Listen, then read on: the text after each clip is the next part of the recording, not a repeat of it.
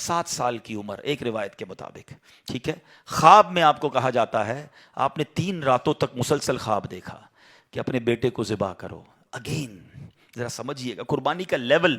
99 years کی دعا کے بعد بیٹا ملا ہے. پہلے حکم ہوا صحرا میں چھوڑ کے آ جاؤ، آپ چھوڑ کے آ گئے ہیں. کتنا بڑا امتحان تھا. اب اس سے بڑا امتحان کہ اب اس کو ذبح کر دو.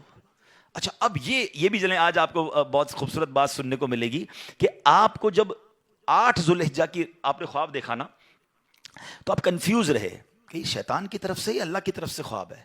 تو یہ جو سوچ بچار ہے نا، سوچ بچار کو کہتے ہیں ترویہ.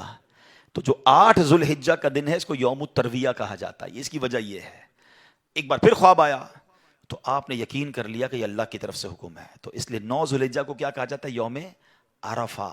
عرفات کہتے ہیں پہچان کا دن. آپ کو یقین ہو گیا کہ یہ خواب اللہ کی طرف سے ہے. اور 10 ذوالحجہ کو آپ ذبح کرنے کو چلے تو یوم النحر کہا جاتا ہے، ذبح کا دن. یہ ایکچولی یوم ترویہ، یوم عرفہ اور یوم النحر یہ حضرت ابراہیم کی کیفیات تھیں. اچھا اب آپ نے کمال یہ کیا کہ جب آپ کو یقین ہو گیا نا، آپ نے اپنے بیٹے سے بھی پوچھ لیا کہ بیٹا مجھے اس طرح خواب آیا ہے، تم کیا کہتے ہو؟ 7 سال کا بیٹا ہے، ایک روایت کے مطابق ان کی 10 سال عمر ہے. اللہ اکبر. وہ بیٹا بھی کیسا ہے. جب آپ نے بیٹے سے پوچھا تو بیٹا کہتا ہے ابو جی یا بنیا انی ارا فی المنامی. قرآن میں یہ الفاظ موجود ہیں، انی اذبحک فانظر ماذا ترا. اے میرے بیٹے میں نے خواب میں دیکھا کہ میں تجھے ذبح کر رہا ہوں، تیری کیا رائے ہے؟ ہائے ہائے. بیٹا کیا کہتا ہے؟ یا ابت افعل ما تؤمر. اے والد صاحب کیجئے جس بات کا آپ کو حکم دیا جا رہا ہے. ستجدونی انشاء اللہ من الصابرین. خدا نے چاہا تو قریب ہے آپ مجھے صابر پائیں گے، صبر والا پائیں گے. اللہ اکبر. اور ایسا ہی ہوا. آپ اپنے بیٹے کو لے کے جا رہے ہیں، آپ نے اپنی بیوی ہاجرہ کو کہا اس کو تیار کر دو میں کہیں لے جا رہا ہوں. بتایا نہیں ماں کو، انہوں نے بڑا تیار کیا ان کو. آگے گئے تو اب شیطان اتنی بڑی قربانی کو کیسے ہضم کرتا. فوراً گیا بی بی ہاجرہ کے پاس. اے ہاجرہ پتہ ہے تمہارے شوہر کہاں جا رہے ہیں آپ کے بیٹے کو لے کر؟ کہاں جا رہے ہیں؟ کہا ذبح کرنے جا رہے ہیں. کہا نہیں وہ تو کسی سے ملانے لے جا رہے ہیں، تیار کر کے لے گئے. کہ نہیں وہ ذبح کرنے جا رہے ہیں. کہ باپ بھی بیٹے کو ذبح کرتا ہے؟ بی بی ہاجرہ کہتی ہیں. اب شیطان کہتا ہے کہ ہاں اس لیے کر رہے ہیں کہ اللہ کا حکم ہے. کہا اللہ کا حکم ہے؟ پھر ٹھیک ہے میں راضی ہوں. ہائے ہائے ہائے، رب کا حکم ہے نا. کیسی ماں تھی، کہتی پھر میں راضی ہوں. شیطان کا ادھر بس چلا نہیں، حضرت اسماعیل کے پاس پہنچ گئے. کہا اے بیٹے تمہیں پتا تمہارے ابو کہاں لے جا رہے ہیں؟ کہا ابو کہیں لے جا رہے ہیں مجھے. کہا تمہیں ذبح کرنے لے جا رہے ہیں. کہا کوئی باپ بھی بیٹے کو ذبح کرتا ہے؟ کہا ہاں اللہ کا حکم ہے. کہا اللہ کا حکم ہے پھر میں بھی راضی ہوں. سبحان اللہ. اب جب حضرت اسماعیل نے حضرت ابراہیم کو پتہ کیا کہا کہ والد صاحب اب آپ ذبح کرنے لگے نا، 2-3 میری گزارشات ہیں، ذرا مجھے اچھے طریقے سے باندھ دیجیے گا. کہ ایسا نہ ہو کہ جب مجھے آپ ذبح کریں تو میں زیادہ تڑپوں تو میرے خون کے چھینٹے آپ کے کپڑوں پر گریں گے تو آپ کے کپڑے خراب ہو جائیں گے. چھری کو ذرا تیز کر لیجیے گا تاکہ مجھے تکلیف کم ہو. مجھے الٹا لٹا کے ذبح کیجیے گا تاکہ آپ میرا چہرہ نہیں دیکھ سکیں گے. اور ہاں یہ جو میرا کرتا ہے نا میری ماں کو دے دیجیے گا تاکہ اس کو بیچاری کو تسلی ہو جائے. کیا دنیا نے ایسی قربانی دیکھی ہے؟ اب سنو، حضرت ابراہیم نے بالکل ویسا ہی کیا. آپ کو باندھ بھی دیا، آپ کو لٹا بھی دیا اور آپ نے چھری چلا بھی دی.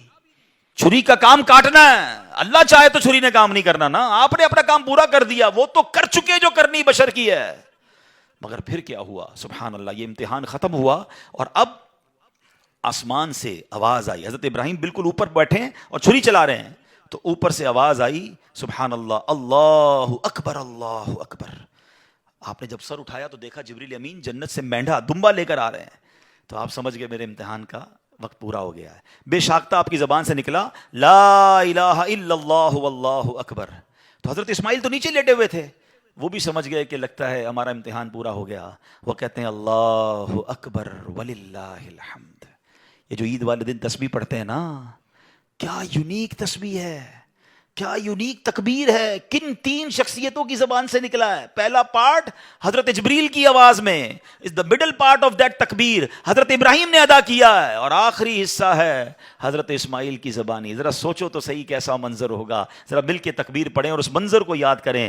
اللہ اکبر اللہ اکبر لا الہ الا اللہ واللہ اکبر اللہ اللہ اکبر وللہ الحمد اللہ اکبر اللہ اکبر لا الہ الا اللہ واللہ اکبر اللہ اکبر وللہ الحمد. ہمارے بچے ہماری فیملی قربانی کو ہم نے فیسٹیول بنا دیا ہے. گائے آ رہے ہیں, بکرے آ رہے ہیں, انجوائے ہو رہا ہے, گھوم آ رہے ہیں, پھر آ رہے ہیں, پھر باربیکیو پارٹیاں.